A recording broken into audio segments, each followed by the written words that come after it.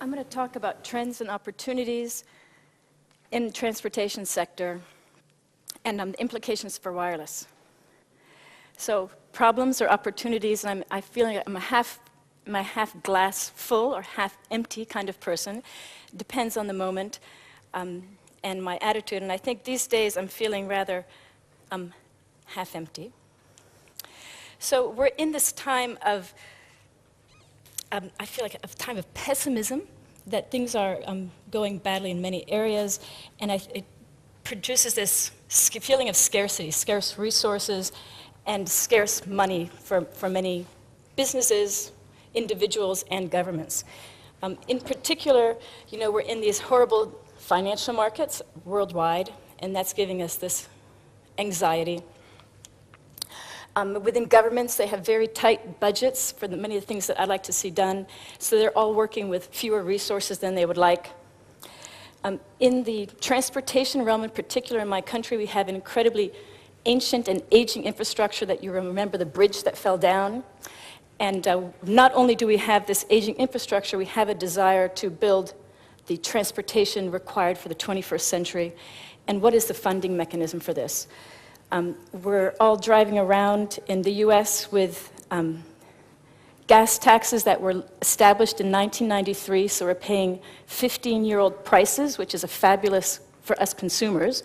But for the government, things have clearly increased over the last 15 years.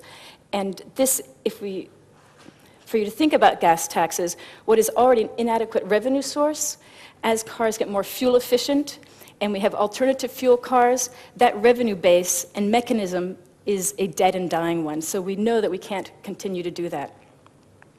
And people within the highest levels of government also know, therefore, that they're going to be charging user fees by distance and by engine type. So this leads to my next one, which is congestion. Every city around the world is dealing with congestion in many highways, and we've learned over the years that you can't build yourself out of congestion. You build a new highway, it's filled up. And so we need to do pricing models. What's interesting about congestion in the transportation sector is that it is the technology and behavioral trial for what will become the previous slide, road pricing.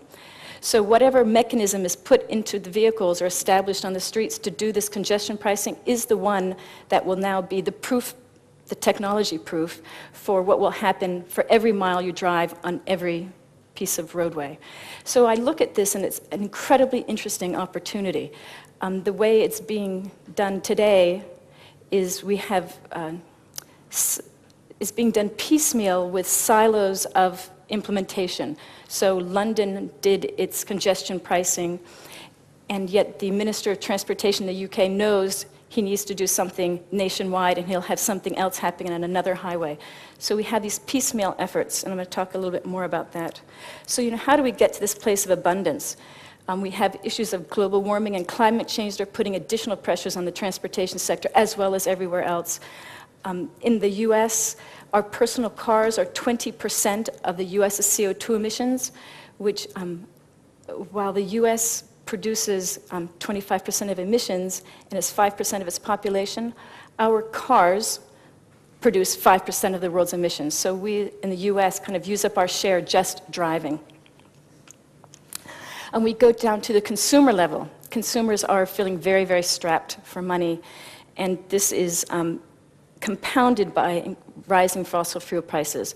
So if we put these together, it's a lot of problems. And as businessmen and women, there's an incredible amount of opportunity there, because where there's pain, there are solutions. I feel like at all levels, as individuals, as companies, and as governments, we have this cost-benefit analysis. And for me, as an individual, I look at my income, and I think, how far can I take this income? What kind of benefits can I derive from it? As a government, we're looking at productivity, here, where is it going? And as businesses, what is my ROI? And so in this time of scarcity, or let's say in abundance, the benefits outweigh the costs. We have a number that's greater than 1 for this ratio, and there's growth, excitement, an expanding economy, when the benefits are less than the costs or even equal, and we're having to cut costs and try to maintain those same benefits, that number is less than 1, and we have this feeling of scarcity in a contracting economy, and it's getting worse. So when we're looking at these tight costs, what in heck can we be doing? The way we have been working in the past is we've tried to cut costs in a very straightforward way. You know, we see our cost items and we say, well, how can I take those individual things and do less of them? And we're working in this realm of closed and proprietary assets. The individual or the company or the government is bearing the whole burden for those costs themselves, and innovation and content is internally generated. I have to figure everything out for myself. Conversely, we can go to a place of abundant thinking where I'm only paying just for what I use, and I'm sharing the costs of devices and infrastructure. If we think of kind of 2.0 in a distributed mechanism, and there are new and unexpected benefits. And how do we get to this place? We share our excess capacity, and we create platforms for others to engage and invest in. And so I'm going to give you 3 examples of how this has played out for me personally. So Zipcar is a company I founded in 2000. I don't know, I'm talking in a different realm than in my country everyone knows. So Zipcar are cars rented by the hour and by the day. An individual will make a reservation online or by telephone for a very specific car in a specific location.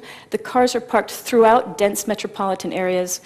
That reservation gets sent to the car. An individual walks to the car with a proximity card, holds it on the windshield, and that unlocks the door, enables the ignition, and opens the billing record. The person drives round trip back to that reserved parking space, and whoever is driving it, when it gets to a quarter tank of gas, refills the car with a fuel card. Everything is included in those hourly and maximum daily rates. So when we think about why was this company successful, we come to this issue of costs. Individuals who live in cities who don't need cars to get to work were owning their own cars and paying on average $8,000 a year to do so.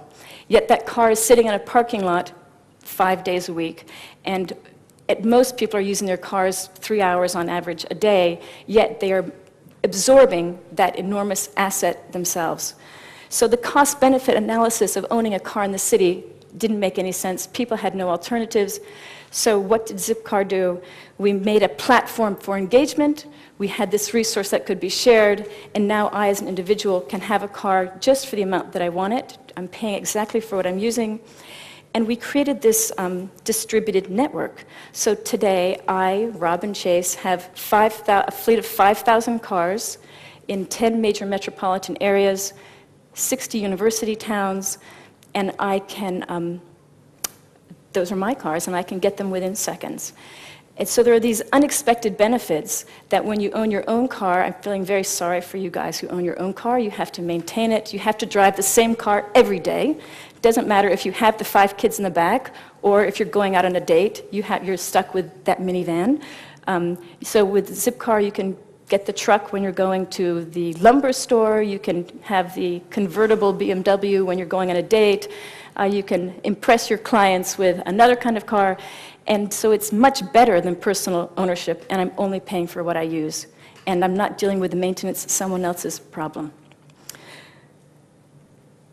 The company I founded a year ago is called Go Loco. And it is an online ride-sharing community. And again, we look at the cost structure. And individuals, as I said, are paying $8,000 a year for their cars. It's about 50 cents a mile. And in the US, that's 18% of their income goes to their car. And Go Loco is the complement to Zipcar, and that is for people who are 100% dependent on their cars, and they have absolutely no other alternatives. So the idea is why I am afraid of driving with strangers, and I'd like to ride with my friends, and so we're using these social networks that you can find and know about people, that they share your work, they share your university, they like the same kind of music you like. We use, of course, the internet and email alerts, so I can put an alert on a location that I'd like to go to, and it will tell me when someone's going to that location. And my friends are also signed up, and when they post trips, I can say, oh, they're going to the movies, they're going to the beach. I can go without having to make a phone call to every one of my friends who wants to go with me to the movies. We also use PayPal and credit cards to share those costs if people choose to online, and the revenue model for this company is that we take a 10% transaction fee from passenger and driver to move that money, so you don't have to talk about it in the car. As we know that for people that say, if you're taking a trip, I'll buy you some coffee. And a student was telling me that that coffee, when he went to fill up, was nothing like the cost of the trip. And so this way, it's a very fair, even thing. So again, we created a platform for engagement that many people can participate in, and it's created a distributed network. And so I'd like to think of it as the long tail of public transportation. It's your cars and your trips and your friend and your investment is creating this way deep into any place you want to go.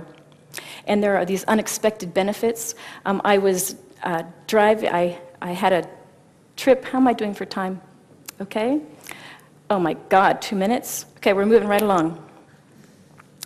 This is the national highway system in the US, and so I want to take it to a much bigger level. I told you we're going to be doing congestion pricing and road pricing. The US can do these little silos of investment, or we can do create an open platform, and I've been talking with the U.S. Department of Transportation at very high levels about this.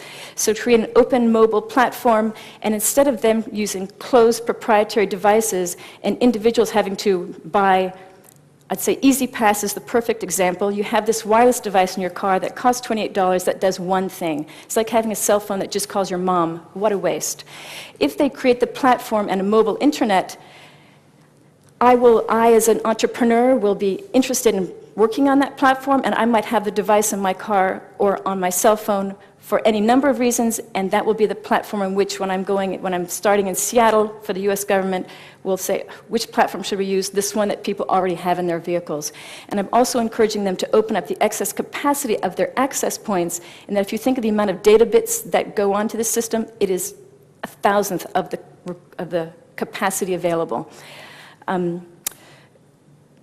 Let me move on quickly. So to remind you what I think the architecture of abundance is that we share excess capacity, and we may be doing that sharing with a payment mechanism, but by having others invest in devices and infrastructure, it takes the burden off of the US government or me as an individual or me as a company to finance the entire piece myself. And we create a platform so that others can engage and want to invest in it. They want to participate and take their piece of this action. So at the end, if we think of scarcity around global warming and resource constraints and these population pressures, every single dollar we invest as individuals or companies or organizations need to be dramatically multi-purposed. And all that excess capacity is a complete waste. So here we have the ability to have efficient use of resources. We've completely reduced this excess capacity and waste, and hopefully we can accommodate those next 3 billion people with whom we'll have to share just the one planet. We can't be doing the 7 multi-planet things. So at the end, I'm optimistic. Thank you.